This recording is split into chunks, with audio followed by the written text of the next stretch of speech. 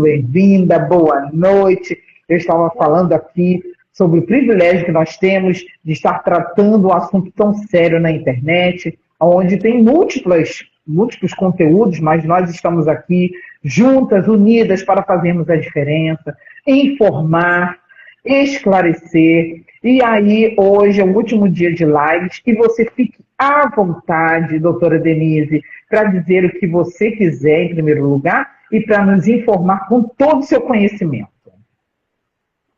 Obrigada. Obrigada pelo convite, obrigada por ser porta-voz de tanta informação que ajuda tantas pessoas, né? Porque há tempos atrás eu sou alguém assim que sou testemunha disso, porque ninguém sabia o que era cuidar da mente, o que era cuidar das emoções.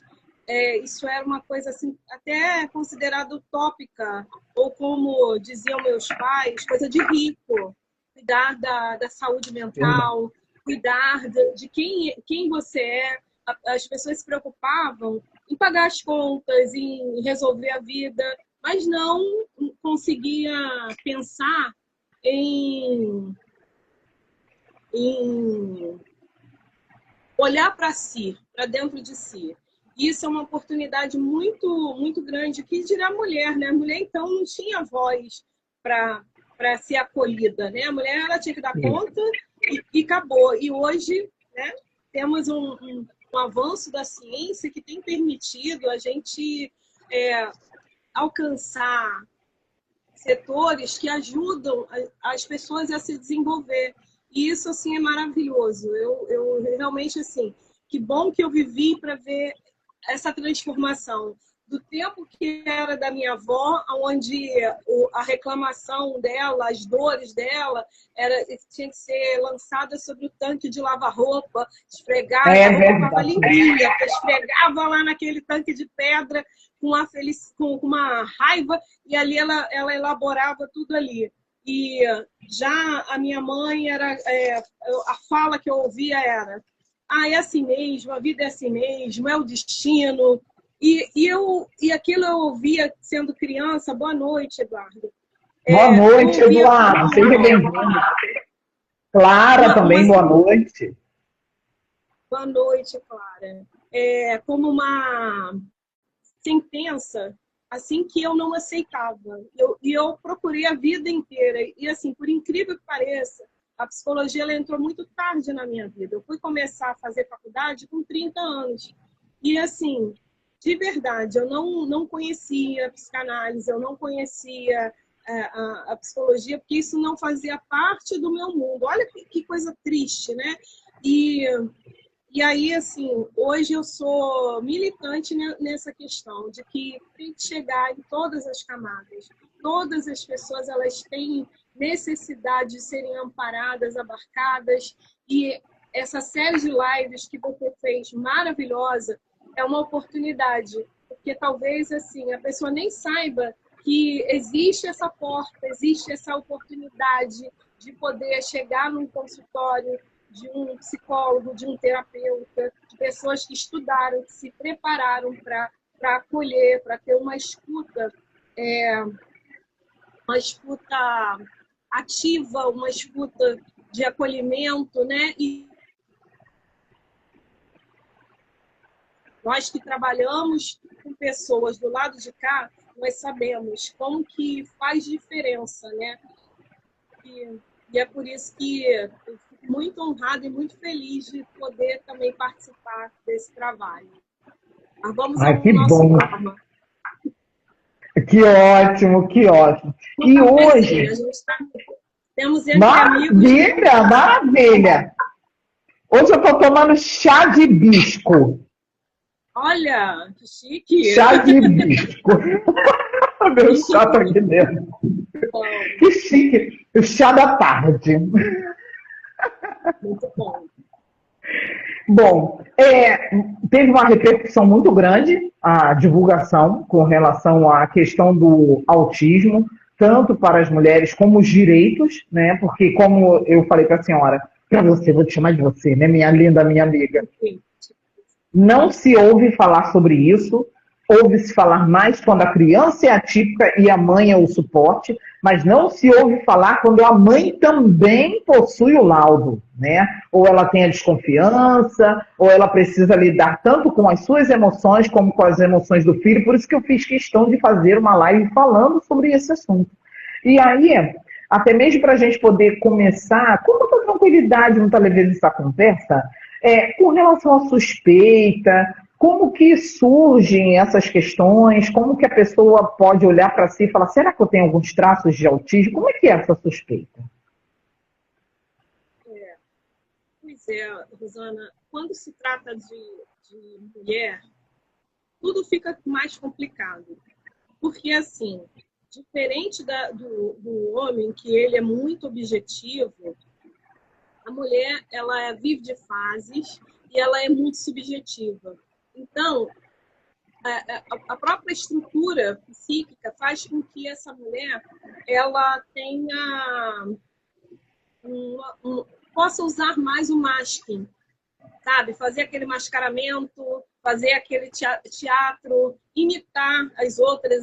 Se ela é autista desde menina, para ela não ser diferente, ela vai fazer tudo que as outras meninas fazem. Ela vai trabalhar de forma com que quem está perto dela não perceba. E ela vai ser uma menina que ela não vai comunicar a necessidade dela. Ela não vai chorar, ela vai ser boazinha, ela vai concordar com tudo. Dificilmente ela vai ser rebelde. Se ela, eu estou falando isso num nível mais baixo, que é essa que cresce, se torna mãe, e às vezes ela só vai identificar o autismo nela quando ela descobre o autismo do filho, né? E, às vezes, assim, passa muito despercebida, principalmente quando há comorbidade com a superdotação, que é quase condição sine qua non. Você vai ter um autista e você vai procurar lá a superdotação. Ou na área de comunicação. Olha que contraste, né? Tem autista que tem dificuldade para se expressar, mas o superdotado, ele vai falar muito bem, ele vai escrever muito bem, vai desenhar, tocar música, tocar instrumento, cantar. Então, aprender outros idiomas sem nunca ter estudado. Então, essa criança, na verdade, ela vai passar despercebida, ela vai crescendo assim.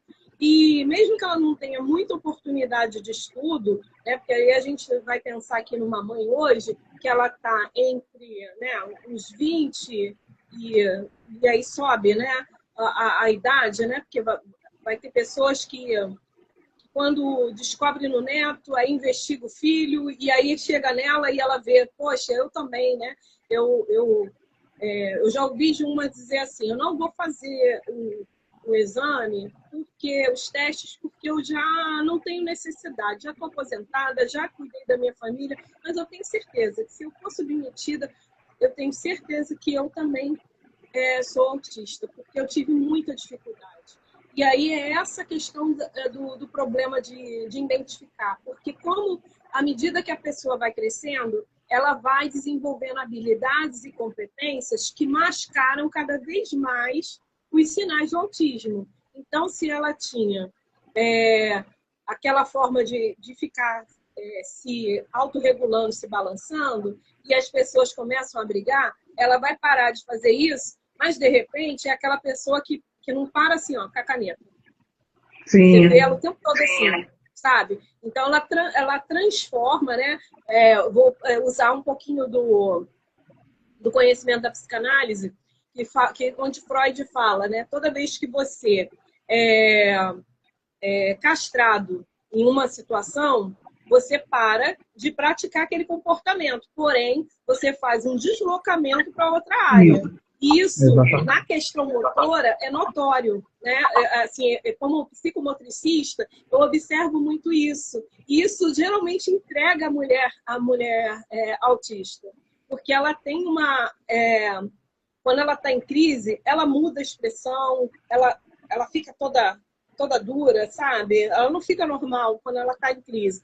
Porque quando você pensa numa crise, você só pensa naquela crise de birra, de choro, de ficar balançando a cabeça, botar a mão no ouvido.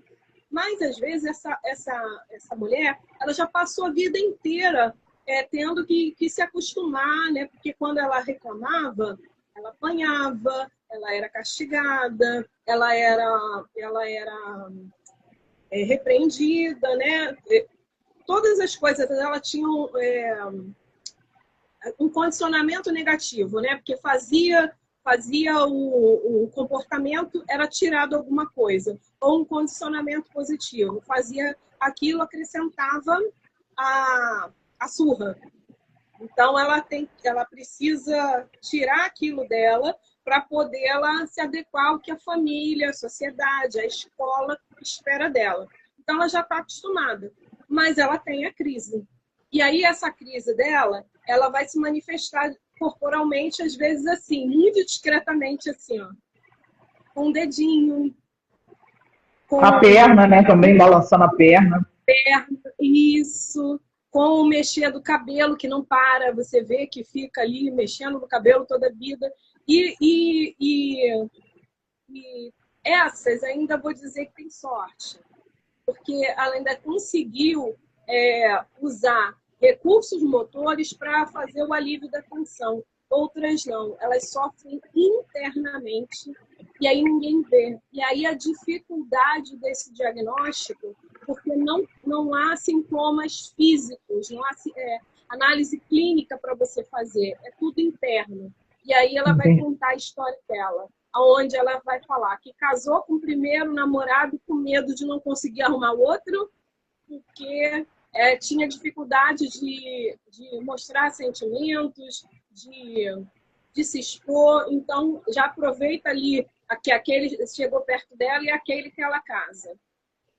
Ou então ela nem consegue, porque ela não consegue ter a leitura social para entender se aquela pessoa é boa, é para sempre. Ela não tem filtro. Então, ela vai ter 1, 2, 3, 4, 10 relacionamentos com homens diferentes, um filho de cada pai, né, de cada homem desse que ela amou, porque ela não consegue compreender a nuance de que quem é uma pessoa para sempre, para ficar com ela cai naquela questão do narcisista. Né, de que Sim, eu pensei nisso agora. Isso. Love bomb, né? A pessoa se expõe de uma forma tão... Uma aula, assim, Carmen, é verdade. Apaixonada e tudo mais, ela acredita, ela tem muita facilidade nisso. Tá? E aí, essa é a questão que implica. Aí a história dela, aquela dificuldade que ela vai contar, que não para emprego, e quando consegue, acaba não rendendo, todo mundo é promovido, menos ela. Ela faz uma faculdade com muita dificuldade, né? Quando chega a fazer, mas não consegue exercer a profissão. E são várias questões assim que tudo levando ao sofrimento. E isso caracteriza o autismo adulto. São as perdas ao longo da vida que a pessoa tem. Que alguém pode falar assim, é preguiça, não tomar banho porque é uma pessoa que não gosta de sujidade. As pessoas julgam, né? Mas não é. É uma dificuldade de entender que quando está no seu ciclo, precisa tomar mais banhos no dia, que tem que descartar, né, o que foi usado de forma adequada. A pessoa, às vezes, ela não tem esse feeling. E a família, se não tem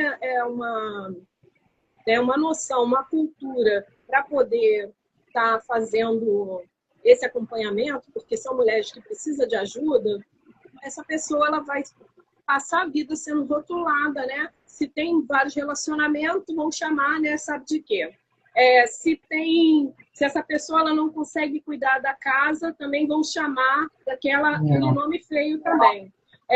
Se essa pessoa ela não consegue ensinar o seu filho, é porque é burra, não sabe nem ensinar, não sabe colocar a criança para se desenvolver. E por aí vai. Essa questão, a Carmen está dizendo aqui, são frequentemente vítimas de narcisistas, sim. Porque como elas não têm esse filtro, né, essa mulher que ela acaba se tornando mãe, ela tem muita dificuldade de se proteger e de proteger os filhos. Então, os filhos também vão ser vítimas de abuso, porque ela Meu não Deus. tem aquela coisa de proteger o filho, sabe? Alguém chama para dormir na casa, ela vai deixar porque ela não consegue imaginar que pode ter um predador dentro daquela casa. Ela não tem aquela malícia, sabe? Que a maioria de nós temos. E aí como ela vai ter competências em outras áreas, quando esses filhos crescem, se eles não são autistas ou eles não são também estão no nível, né, de nível baixo, né, o nível 1, eles vão cobrar dessa mãe. Poxa, mãe, você não me protegeu, você não cuidou de mim, você não me levou no médico, você não fez isso, não fez aquilo. Mas, assim, ela não é porque não quer, é porque realmente não consegue. É onde a família, a sociedade, a escola, o hospital. Hoje eu fui na comemoração de 1 ano da Secretaria de Mulher, lá na cidade que eu trabalho, cidade de Nova Iguaçu. E um trabalho maravilhoso voltado para as mulheres. É isso que carece, de políticas públicas efetivamente que façam esse trabalho, porque a mulher ela acaba sendo muito esquecida, né? Porque se ela casa, ela não pode trabalhar, porque se ela trabalha e tem filho, ela está sendo negligente com esse filho. E se ela continua, e se ela se dedica ao filho, é preguiçosa, quer ser dondoca, dependente. Isso quando tem um marido para bancar. Se não tiver, vai depender das ajudas sociais, né, das leis do SUAS. Então, assim, o SUAS é Sistema Único da Assistência Social, que trabalha, né, fazendo toda a captação de recursos para destinar às pessoas que necessitam, através dos CRAs, dos CREAs, de todo o mecanismo, os aparelhos da assistência social. Então, assim, é quase que é um caminho assim, que é obrigatório, se ela não tem essa ajuda, esse reconhecimento. Porque uma mulher autista, ela pode ser o que ela quiser. Ela tem toda a capacidade, mas só que ela precisa desse apoio da família, do companheiro, da igreja, né, ou do centro, o que ela fizer parte, né? Ela precisa ser abraçada por todo o contexto social que ela fizer parte. Agora, deixa eu te falar uma coisa. É muito mais profundo do que a gente imaginava, pelo menos do que eu imaginava. Nunca imaginei toda essa questão, todo esse ecossistema, todo que envolve isso, porque a gente sempre tem aquele olhar mais pragmático, né? Ou é preguiçosa, ou é suja, ou é isso, aquele já coloca logo um rótulo, a gente coloca um rótulo na pessoa, né? E, na verdade, é ela tentando expressar da sua maneira as suas experiências, ela tentando vivenciar, né? E buscando, inclusive, a ajuda sem esboçar alguma palavra. Boa noite. Ana Paula. Ela Ana. Ai, que linda! Seja muito bem-vinda, querida. Boa noite. Gente, eu vou ter que trocar meu óculos. O ato falho está direto. Neuropsicopedagoga, né, Ana? Eu errei. Neuropsicopedagoga. Ai, que linda. Seja muito bem-vinda, viu, querida? Está fazendo psicanálise. Ai, que linda! Isso. Quanto mais psicanalistas, melhor. Gente, do jeito que a coisa está, você olha as notícias e isso, a cultura do pânico, disso aqui. Eu falei, gente, tem que ter muito psicanalista, tem que ter muito psicólogo preparado, porque o pessoal está muito desesperado. Gente, meu Deus do céu, que coisa louca, né? Enfim, voltando para o assunto. Aí você entende que a mulher, além dos seus ciclos naturais, né, que nós temos, nossos desafios, ela ainda tem aquele desafio, dentro das suas limitações, de expressar as suas vontades e suas experiências. Como que é feita essa investigação? Vamos supor que essa senhora, se eu for fazer os exames, que exames são esses que são feitos na fase adulta, que eu acredito que pode até ser similar à criança, mas na fase adulta eu já sei, eu já estou sabendo, ciente, consciente, não preciso que ninguém me leve, né? Dependendo do nível, claro. Mas quais exames são esses? Então, ela pode, né, principalmente a questão do exame genético, porque 82% é causa genética. Pode ser tanto do pai quanto da mãe. Há estudos mais recentes que falam até que a microbiota intestinal do pai influencia na hora da formação dos gametas masculinos, e isso vai influenciar se a criança vai ter autismo ou não. Durante muito tempo, ficou um estigma em cima da mulher, que era a mulher que trazia a genética do autismo, mas hoje já está se entendendo que o pai tem um peso muito grande também. Não adianta, né? É 50-50, né? Sim, sim. Tem como, né? E aí, assim, vai se observar questões da gestação, porque, né, no caso, assim, se ela ainda tiver mãe, ela pode entrevistar como foi essa infância dela, porque isso é importante. Como é que foi a história dela? Se ela lembrar, ela trazer, tá? A idade dos pais dela, quando ela foi concebida, isso também tem influencia. A questão da avaliação neuropsicológica.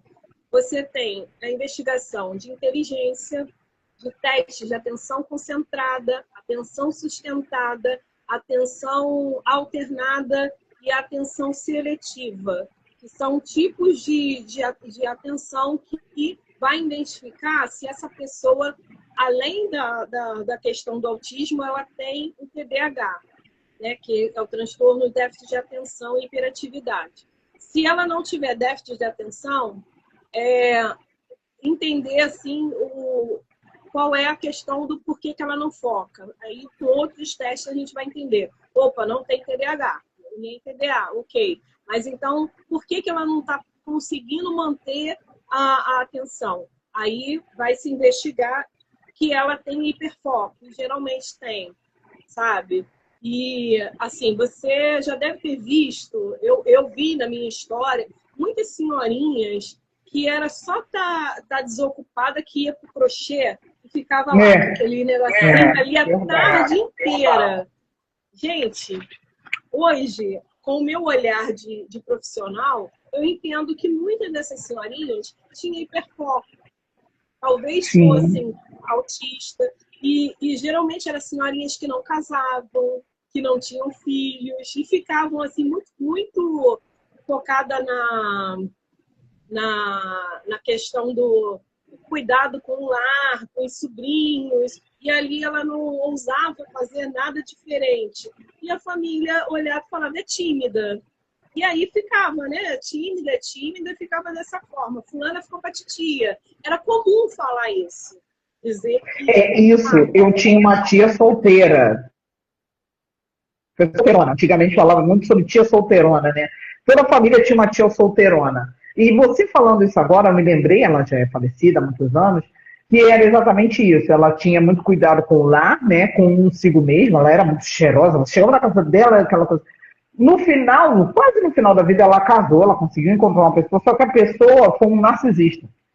Você falando agora, eu pensei, eu falei, gente, é exatamente isso, porque ela era muito retraída, tinha o costume dela, a vida dela, nós íamos e tal, só que ela tinha esses traços que você está falando, e quando ela arrumou esse senhor, né, ele fez o que fez, enfim, e foi muito triste para ela, em virtude disso, ela adoeceu e faleceu, infelizmente. Aqui o Eduardo está falando assim, muitas psicólogas têm indicado crianças com TEA para frequentarem o escotismo. É bom sim.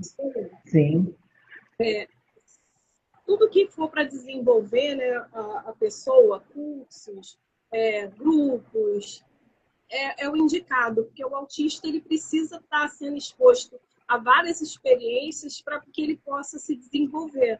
Porque não existe isso de não se desenvolver. Infelizmente, chegou para mim uma menina que ela é nível 2 de suporte, E o médico, quando ela nasceu, como ela teve também anóxia cerebral, faltou oxigênio na hora do parto, ele recomendou à mãe que ela ficasse dentro de um quarto escuro, que ninguém mexesse com ela, porque ela não ia falar, ela não ia andar, ela não ia se desenvolver.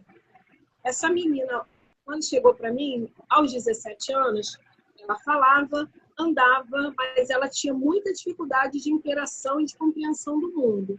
Ela começou a fazer a terapia. Essa menina terminou o ensino médio, ela tem um talento e uma criatividade para fazer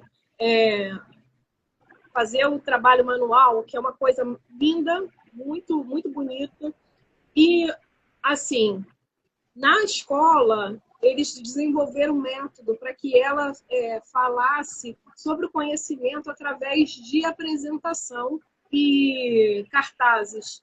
Ela fazia tudo, ela conseguia se expressar muito bem e ela fez bastante amizade na escola. Tudo que ele falou que não ia acontecer, acabou acontecendo. Boa noite, doutora Vanessa. Que honra. Boa noite, minha querida! E aí, assim, outro fator que a gente precisa ver, prematuridade. E houve um tempo também que existiam anticoncepcionais dos idos dos anos 60, 70, 80, que foram a primeira linha de anticoncepcionais, que causaram muitas malformações fetais. E muitas crianças, a gente desconfia, né? Eu desconfio, que por conta desses anticoncepcionais também tiveram prejudicada a formação também cerebral, né? A formação de todo o mecanismo biológico que vai desenvolver a personalidade, prejudicado pelo uso dessa primeira linha de anticoncepcional. Não sei se você recorda que era muito comum crianças nascerem com uma mão assim pequenininha, um braço normal e o outro assim, às vezes um pé. Era uma geração na nossa época, eu lembro disso, né, da gente ser criança, década de 80, ter criança de cadeira de rodas, né, ou então com má formação. Isso era o resultado aparente, mas o resultado que a gente não via era coisas que acabava até também não vindo a público, porque as pessoas tinham vergonha, né? Colocava no quarto os seus pacientes psiquiátricos para que as pessoas não soubessem. E aí, quando chegava a visita, dizia, não, fulano é tímido, fulano está aí, mas ele é tímido, não gosta de sair do quarto. Falava assim dessa forma, que era para que a pessoa não soubesse que na família tinha aquela pessoa com problema. E tu sabe por que eles faziam isso, Rosana? Você já ouviu falar? Não, por quê? Para que as moças da família não fossem rejeitadas para casamento. Então, meu Deus. Os vizinhos, os conhecidos, ninguém podia saber que tinha uma criança autista na família, que tinha uma criança com defeito físico, porque senão essa menina poderia ser rejeitada. Então, para se casar, às vezes essa pessoa ela só aparecia quando já estava já de idade, porque aí as irmãs já tinham casado, então não tinha problema. Olha a mentalidade. E aí, quanto mais escondido, menos desenvolvimento essa pessoa tinha. Meu Deus do céu, que coisa, ainda bem que isso mudou, graças a Deus. Meu Deus, poxa, muito complicado. Gente, pelo amor de Deus, que pensamento arcaico. Doutora Denise, deixa eu perguntar uma outra questão. Aí nós fizemos toda a investigação. Em quanto tempo, mais ou menos, demora para se receber um laudo? É o mesmo período que a criança? Com o adulto tem alguma diferença? Ou existe alguma questão a mais? Depende muito do profissional que vai investigar. Eu gosto de demorar um pouco mais.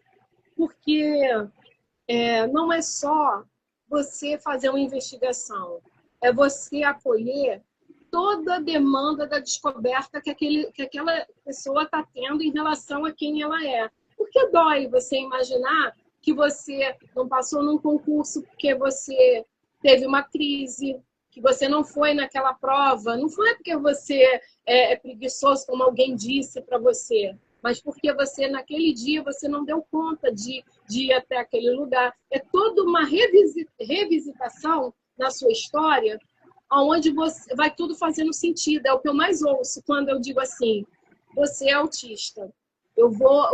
Vamos conduzir a investigação, eu vou te encaminhar e você vai, e a gente vai ver.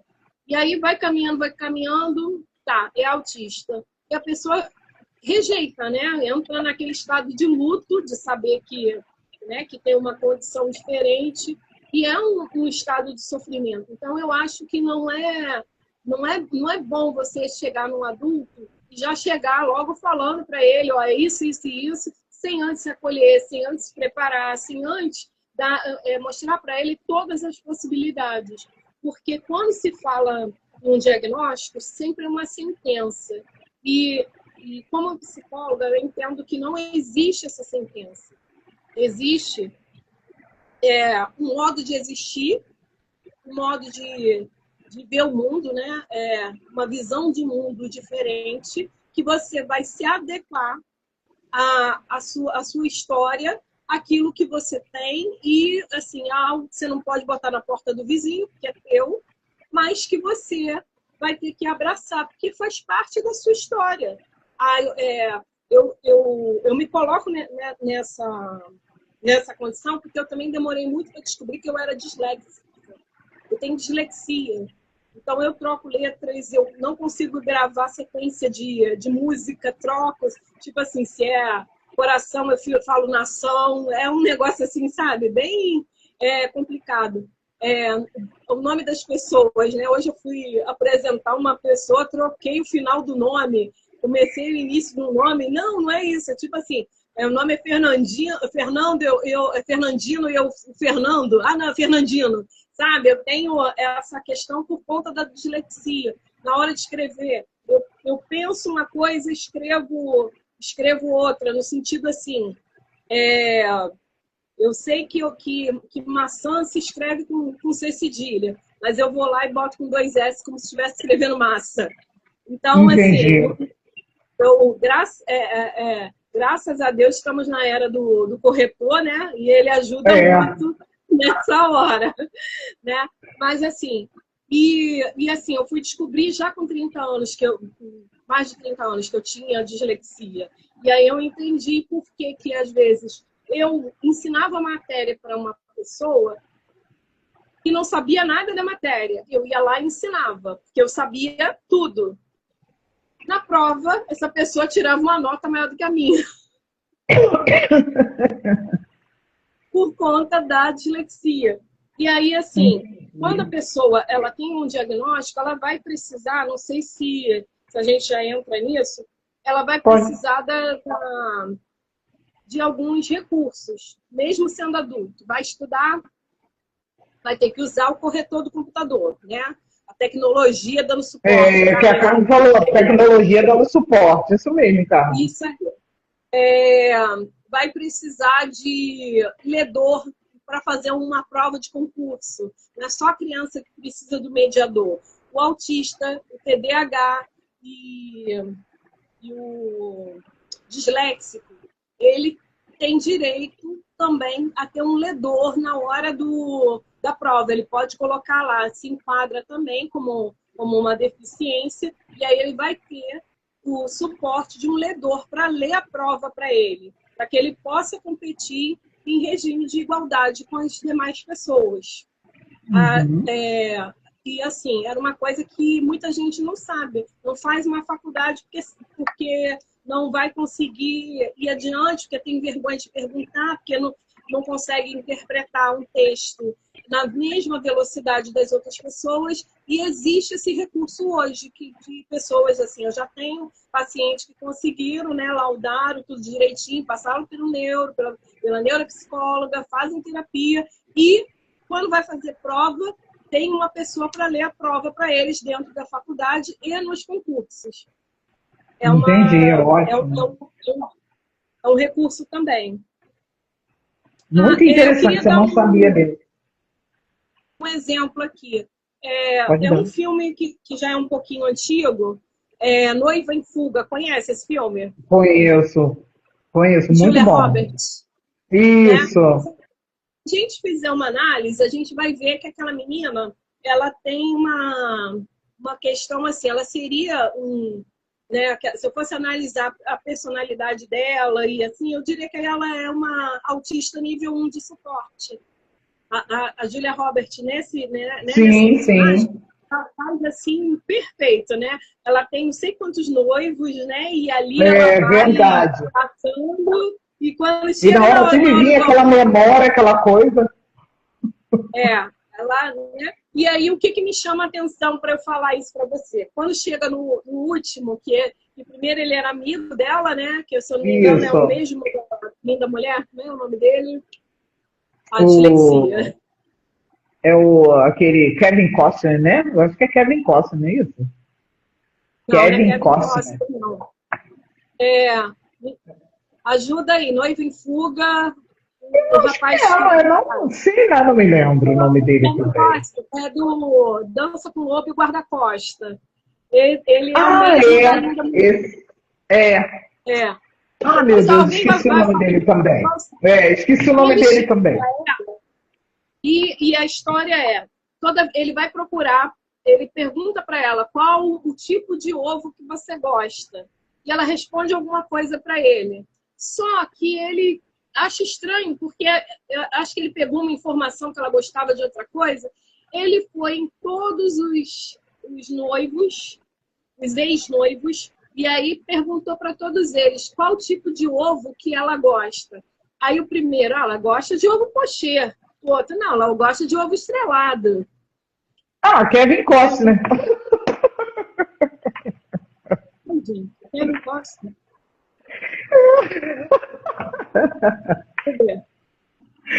Se fosse um quiz, eu tiraria 10. E eu ainda vou fazer 50, ainda bem que a minha memória tá boa. Deixa eu ver aqui. Acho que é. Richard Gere, não é não? Ah, Richard Gere. Isso. Então eu tiraria 0. A doutora Vanessa está falando aqui, ó.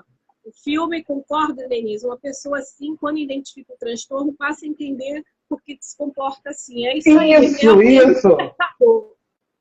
Diagnóstico é libertador, porque você olha para você e você diz, caramba, é por isso que eu me comporto assim. E o conhecimento é poder. No momento que eu já sei como que é o meu comportamento, eu vou me instrumentar para que eu não venha passar por situações vexatórias, que eu... Desculpa.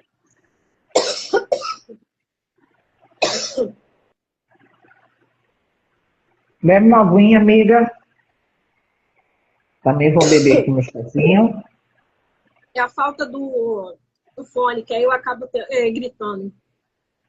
Então, não acertou não, Carmen. É o Richard Gere.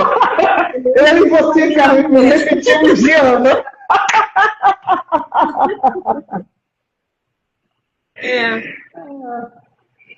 E aí é isso mesmo, Ana. O conhecimento liberta. Quando a pessoa ela identifica, né, qual é o seu perfil de personalidade, como é que ela funciona e quais são as competências e os possíveis transtornos que ela tenha, isso faz com que ela possa funcionar melhor. E isso é arma para uma mãe narcisista.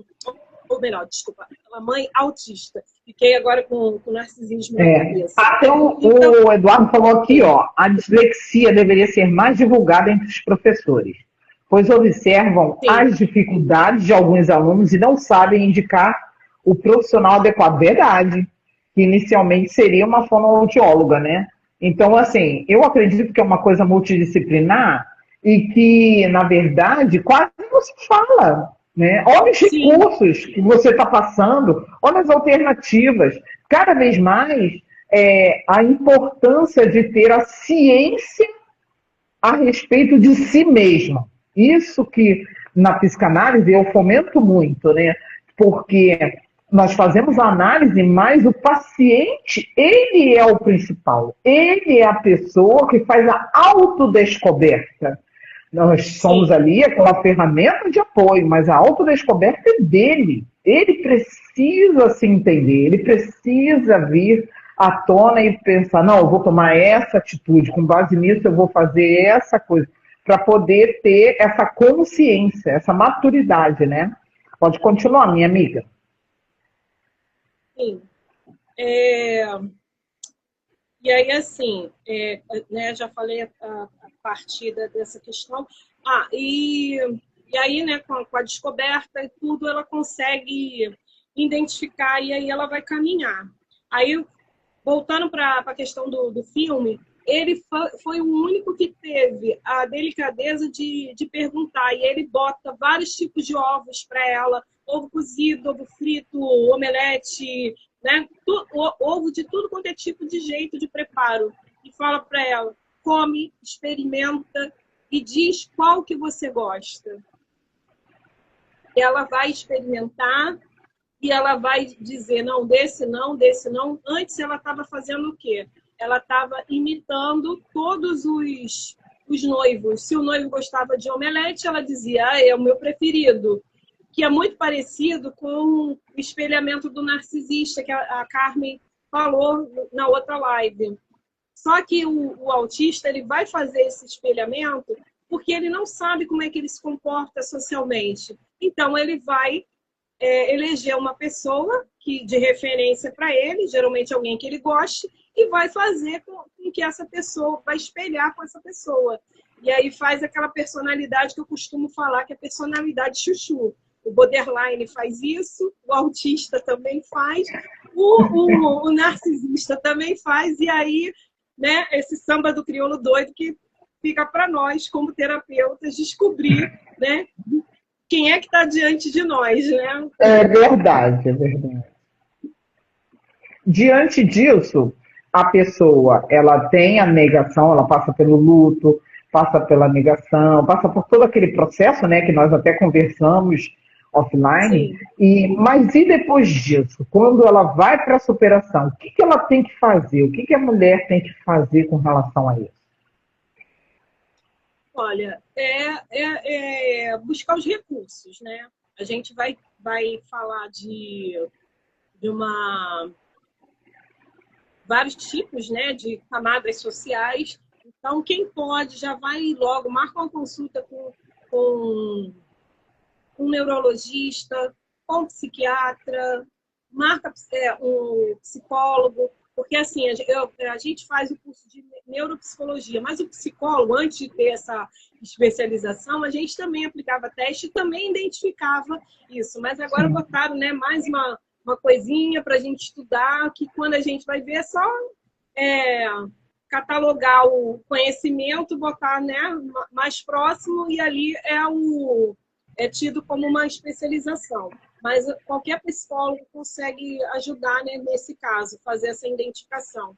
Fonoaudiólogo, como o Eduardo falou, também faz parte. Na verdade, é uma equipe multidisciplinar, né? E Uhum. aí a pessoa, como depois que descobre, tem o seu laudo, ela vai fazer todos os recursos que a criança faz. TO, ABA, psicomotricidade, terapia, medicação, se precisar, né? Porque se ela tiver uma comorbidade com uma bipolaridade, com toque, com coisas assim que tá muito assim, incomoda muito no dia a dia, ela vai precisar disso. E assim, se tratando de mãe, né, isso é urgente, é mais do que necessário, porque não é só por ela, sabe? Porque ela tá ali com vidas que dependem dela. Que se os filhos são pequenos, eles precisam dessa mãe, né, quase que 100% para poder continuar a viver. E é muito ruim, porque, como eu falei, uma mãe que ela não dá conta do seu dia a dia, das suas coisas, né, e de proteger essa criança, as crianças vão ficar expostas, né, à situação do abusador infantil, a questão de outras pessoas, né, maltratarem, porque ela não consegue defender. Ou então, ela vai defender a moda dela também, né? É aquela chamada mãe barraqueira, né? A, Sim. A Ana já teve na direção de escola e ela também traz essa vivência também de atender mães, assim, de acolher. E a gente precisa ter esse olhar, que às vezes aquela mãe barraqueira, é o único modo dela ser ouvida, porque ela tenta se expressar, as pessoas não entendem. Ou as pessoas falam com ela não consegue alcançar de que quando está fazendo queixa do filho, a professora ela quer ajudar a corrigir aquele comportamento. E aí, como aquela mãe pode ter um nível de autismo, e aí talvez um déficit de compreensão de mundo, alguma coisa assim, ela vai entender aquilo como uma afronta. E aí vai reagir, principalmente se ela vem de um meio onde a cultura vamos brigar, vamos fazer barraco, né, botar a boca no trombone. E isso não resolve nada, né? Porque problemas são resolvidos através do diálogo, da conversa, das trocas, assim como a gente está fazendo. E aí isso uma cultura que a gente tem que fazer ser disseminada por aí, para poder isso mudar. Doutora Denise, fala um pouquinho sobre a terapia ABA. Eu vejo muitas pessoas falando sobre ela. Fala um pouquinho, por favor. Então, a análise do comportamento aplicada, tá? O que você vai fazer, assim, né? Eu tenho essa especialização, você vai entender como que é o dia dessa pessoa, o que ela precisa, qual é a deficiência que ela tem. Eu não consigo organizar a lavagem de roupa. Você vai ensinar essa pessoa a fazer uma agenda, a fazer um planner, para que ela consiga organizar essa lavagem de roupa, esse cuidado com a higiene da casa. Por incrível que pareça, né? Às vezes eu indico canais que ensinam a organização de casa, a planejar o seu dia, cardápio, comida, essas coisas, porque fica difícil para uma mãe que é autista ela organizar seu dia a dia, aí a lição de casa. Às vezes eu sento mesmo com a pessoa e vou fazendo aquilo lá. Isso é uma das metodologias do ABA. Se, assim, no caso da criança, se ela tem uma dificuldade de movimento, a gente cria ferramentas para que ela possa desenvolver o seu movimento. Vou fazer de conta que tem duas canetas aqui na minha mão. E isso é uma coisa que a gente pode fazer, de botar um elástico na mão. E essa criança ela tem dificuldade de pinçar, de comer a comida. Então a gente faz tipo eu esqueci agora. Hashi. O hashi, para poder essa criança pegar uma bolinha, botar em outro lugar. Isso é um treino para quê? Para ela poder fazer a alimentação dela. Quando a gente faz aquilo ali, de mão fechada, mão aberta, cima, baixo, não sei o quê, a gente está ensinando a coordenação motora, o equilíbrio, a lateralidade, tudo que o indivíduo precisa para poder ele se orientar no mundo. Porque você fala com uma pessoa adulta e fala para ela, você tem que virar à direita e depois à esquerda, e ela não sabe o que é direita e esquerda, ela vai se perder. Então, a gente faz esse treino dela aprender o que é direita, o que é esquerda, né? Fazer o cálculo da orientação espacial. Isso tudo faz parte do desenvolvimento. São coisas que, às vezes, passaram despercebidas na escola. A escola desenvolve isso. Só que, às vezes, a quantidade e a intensidade desse desenvolvimento é pouco para a necessidade daquela pessoa. Então, ela chega na vida adulta tendo questões assim a serem desenvolvidas em relação à orientação espacial, a lateralidade, equilíbrio e tudo mais. Eu queria contar uma história assim bem pessoal. Pode contar, fica à vontade. Aqui, ó, só rapidinho, a doutora Ana falou, ó, muita coisa, você falou com ela há um tempo atrás, né? Ela falou que muita coisa, falta esclarecimento, conhecimento e acolhimento. Geralmente, quando convocamos o responsável, entendemos muito do funcionamento do aluno na escola, verdade. Aqui existem, por isso que existe até algumas sátiras, né? Mãe e a escola, e fica aquela coisa, né? Parece aquele duelo, né, da mãe com a escola. Mas, na verdade, o que falta é o entendimento de ambos, na verdade, né? Hoje eu estou tendo uma visão assim completamente diferente, né, desse assunto, porque quando nós conversamos, eu falei, eu só conheço a questão da criança, mas ela cresceu, e aí? Quando descobre depois que cresceu, como é que fica? Como é que é essa questão? E tem todas as emoções normais, e a vida funcionando, e ela trabalha, ela estuda, ela casa, ela tem filho, e a coisa precisa andar, né? Então me deu uma visão assim, ampla demais. Pode falar seu testemunho pessoal. Então, o meu esposo, ele é nível 2 de suporte e reduziu para o 1 por conta da medicação. E ele era diagnosticado totalmente errado. O diagnóstico dele era diagnóstico já foi de esquizofrenia, já foi diagnóstico de bipolaridade e de toque. Só que, assim, ao conviver com ele depois que casamos, eu vi que não tinha nada disso. Não tem falta de contato com a realidade. Então, onde está essa esquizofrenia? Então, está errado. E ele, na época, ele parou de tomar a medicação por conta dele mesmo. E foi a melhor coisa que ele fez, né? Porque a pior coisa que tem é uma pessoa tomar a medicação para um problema que ela não tem. A questão do toque, ele, na verdade, o que ele tem é a ruminação de pensamentos. Como é que é isso? É quando a pessoa, ao invés de ter o flap, ela fica no pensamento dela, repetindo aquele pensamento. Entendi. O tempo todo. Tipo assim, nossa, será que vai chover? Mas se chover, como é que eu vou? E como é que eu vou carregar o guarda-chuva? E ela tem que ensaiar várias vezes, assim, como é que eu vou fazer para chegar naquele lugar que eu nunca fui pela primeira vez? E isso é um desgaste mental, um investir de energia muito grande. E é uma pessoa hiperinteligente, tem nível superior, 2 pós-graduação, mas tem isso. E não e aí não cabia no toque. Eu falei assim, o que você tem é uma mudança. Provavelmente os flaps foram castrados, né? Foram corrigidos, e aí foi isso para o pensamento. Quer dizer, ele não manifesta quase assim. Eu acho interessante que quando ele faz um pensamento, assim, não faz aquela da criança, né? Como uma criança faz. O movimento dele já é diferente. E aí ele fica assim, o movimento regulatório dele se dá dessa forma. E os pés também.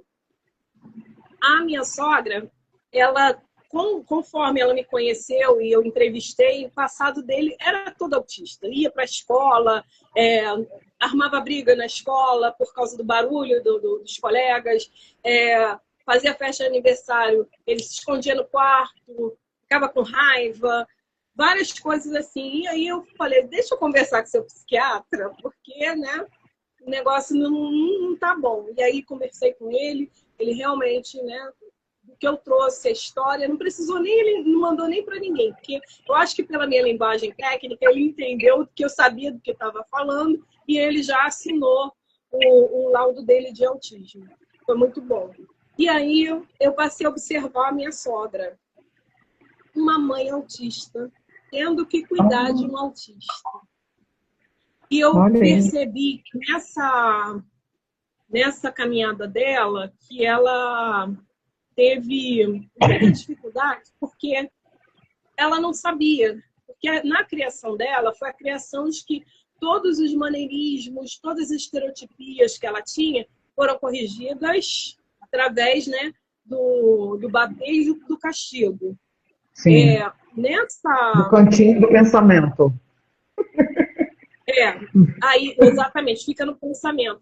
E aí ela é uma pessoa que ela tem medo de tudo, mas ela, mesmo ela tendo medo, ela levava o filho, porque ela dizia, eu não quero que seja comigo, que tenha medo de tudo, que quando sai na rua cai. Ela já chegou a levar tombo com ele, bebê, sozinha na rua, porque se enrolou para subir no ônibus, sabe?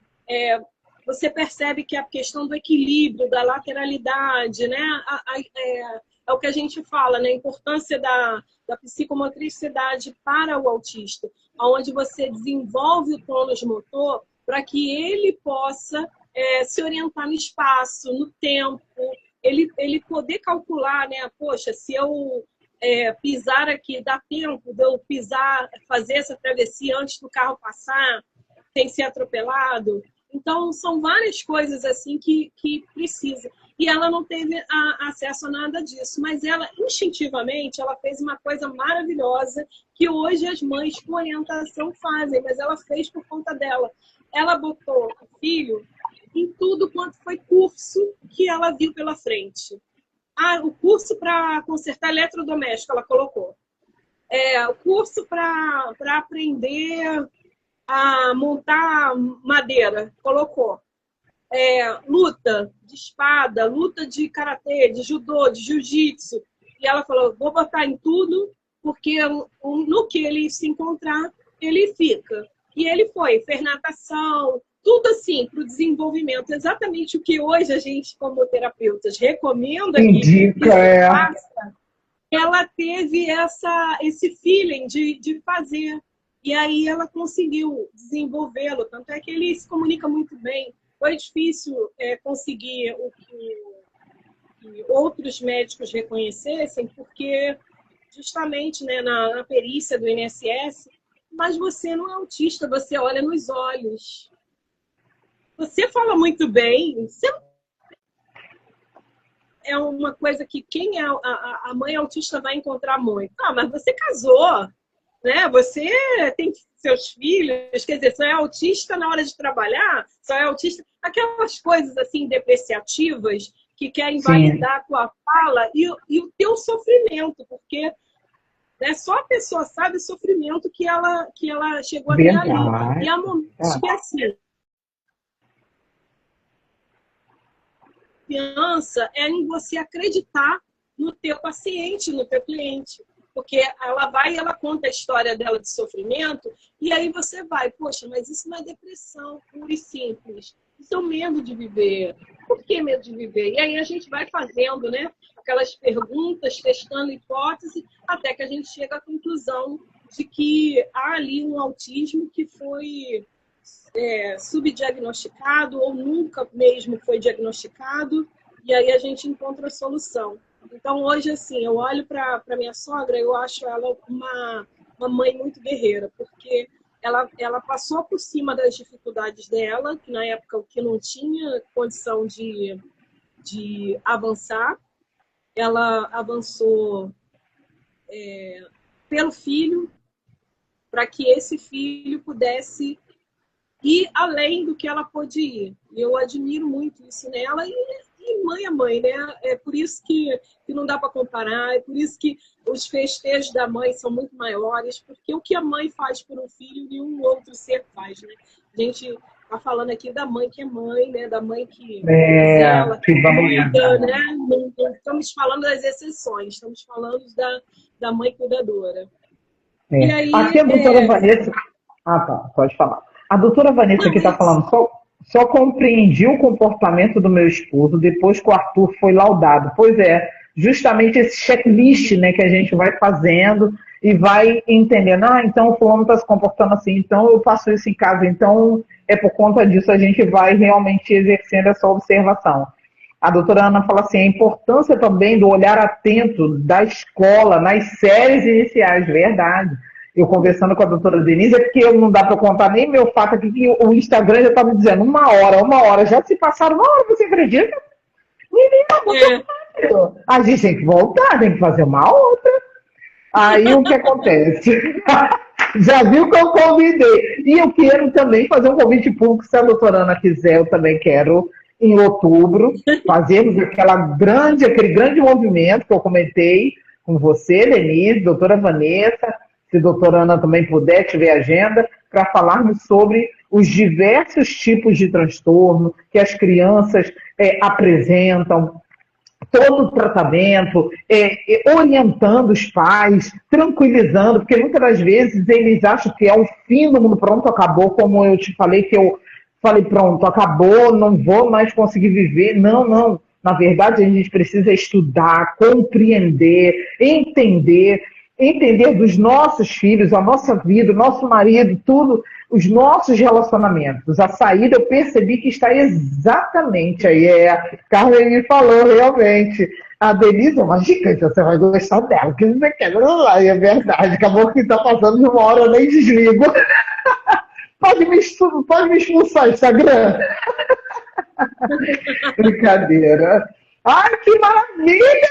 Doutora Ana, vou participar, que lindo. Depois eu quero, me manda seu contato, eu te chamo no direct, ou me chama no direct, já para a gente começar a organizar a nossa pauta, para em outubro fazermos assim um movimento belíssimo pelas nossas crianças, conscientizando os pais, psicoeducação, toda a questão de acolhimento que eles precisam, né? E Denise, onde eu te encontro? Palestra? Como é? Consultório? Contato? O consultório fica em Nova Iguaçu. Contato pelo Instagram é Denise Ribeiro SM. Meu WhatsApp é o 21 974 06 7760.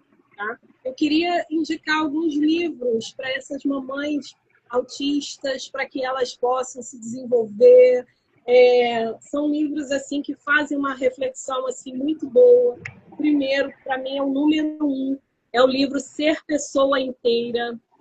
Esse livro aqui é para a gente ler com lencinho, tá? Um outro livro chamado... agora eu não vou lembrar, mas eu vou colocar depois assim. Esse livro aqui, que é tão fininho, Quem Mexeu no Meu Queijo. Esse é maravilhoso, eu já li, maravilhoso. É um livro que ajuda também você a olhar o mundo e desenvolver aquele feeling, né, do momento de mudança, qual é o momento de fazer a virada. Esse livro aqui, Onde Estão as Minhas Moedas? Esse livro também é um livro também que ajuda a trabalhar o vínculo, né, entre pais e filhos, é maravilhoso. O Ciclo da Autossabotagem, porque é uma questão que eu vi muito nas mulheres autistas, que elas se sabotam muito e elas precisam conhecer quais são os gatilhos que acionam essa autossabotagem e quebrar esse ciclo, tá? E, assim, para entender sobre todas as fases femininas, pela visão dos arquétipos, Mulheres que Correm com Lobos. Também, assim, recomendo muito. É para todas as mulheres esses livros, mas, assim, em especial para as mamães autistas, para que elas possam desenvolver a questão da interação com a relação humana, com a relação com o mundo. E, por fim, uma que se chama, foi essa Silvana Aquino, foi minha professora na faculdade, História da Vida, que vai falar sobre o conceito de morte, que é um conceito também que eu percebo que é muito difícil para a mãe autista poder lidar, que é a despedida, né, dos pais, dos irmãos e às vezes até do filho. Então é importante que haja essa questão, tá? Eu vou deixar essa recomendação, vou até copiar aqui para poder deixar na nossa live depois. Ótimo. E aí, é isso. Ai, que coisa linda! Muito obrigada, até a doutora Vanessa aqui. Queremos mais Rosane e Denise. Ai, que lindo! Você também, doutora Vanessa, doutora Ana, Carmen. Gente, muito obrigado. Foi maravilhoso. Mais uma live, Carmen, check, com sucesso, graças a Deus. Gratidão por vocês abraçarem essa visão. Foi uma coisa assim que eu comecei e não sabia como ia terminar. Carmen, olha, chama a Denise, chama a Vanessa, e vai ser maravilhoso. E realmente foi. Eu estou muito emocionada, porque eu te falei que é uma resposta de oração. Se eu falar, eu vou começar a chorar. Que eu sempre quis falar do assunto sem me aproveitar do assunto, né? A gente vê pessoas se aproveitando do assunto, porque é hype, porque é isso. Não, mas trazer de uma maneira séria, de uma maneira pautada, de uma maneira que pudesse ajudar verdadeiramente as pessoas, viu? Então, eu agradeço muito a vocês que compraram a visão, colaboraram, nós estamos juntas e vamos juntas forever. Agora vai ter que me aguentar. Obrigada, pessoal. Obrigada, Rosana. Vamos fazer como se diz? Um print. O Instagram dá pra fazer live com a carinha de todo mundo, não sabe dizer? Eu nunca vi, eu sempre vejo um em um, mas não dá pra fazer todo mundo assim junto, não. E tipo no Meet, vamos fazer uma reunião no Meet, marcar uma resenha no Meet. Depois eu ligo pra vocês. Esse ideia. Doutora Ana, a senhora tá dentro da resenha também. Legal. Gente. Vamos fazer um teste agora? De chamadas? Vamos. Antes que caia mais. Pede o convite, doutora Vanessa e Carmen, pra gente ver aí se entra. É só um Deixa teste. eu ver, vou convidar todo mundo. Vem todo mundo, do jeito que tá. Não penteia cabelo, não. Vem. Não precisa pentear cabelo. Vamos assim. Tem problema não. Se tiver com o cabelo bagunçado, eu bagunço o meu também pra gente ficar igual. Ativou a Carmen, ativou. Ó, viu? Dá pra ativar aqui. Até com roupa de participar. Já tô até com roupa de participar. Aí, Ai, que maravilha! Adorei! Deixa eu ver se eu consigo brindar a tela. Acho que eu não consigo, eu queria botar na minha. Ah, meu Deus! Alguém consegue brindar a tela? Eduardo, por gentileza, você que tá na live, printa a tela, manda pra gente. Me soltar, precisa. Excelente, doutora Ana. Cadê a doutora Ana? Vou te printar. Vai. Peraí. Ah, não sai escondendo. Peraí, deixa eu... Printei, consegui. Ai, que lindo. Me manda. O Instagram deixa eu mudar a frente. Não deixa. Eu vou tomar editar a capa. Aí ele não deixa. Sabia? Puxa vida. Mas eu vou tentar isso de novo. Não desisto. Meninas, muito obrigada, viu? Realmente fechou com chave de diamantes caravejados e brilhantes. Foi maravilhoso. Maravilhoso. Maravilhoso. Deus abençoe cada uma de vocês. Todas as moças que falaram alguma coisa e contribuíram com essa semana do Dia das Mães, né? Ficou bem bacana. Isso aí. Eu sou minha amiga Dani, que está no compromisso, mas vai um beijo para ela também. Vai. Então tá, na próxima vai ser todo mundo junto. Isso aí, vai ser todo mundo junto, ótimo. Gratidão, queridas, doutora Ana, Eduardo, muito obrigada, viu? Fica com Deus e até breve. Tchau.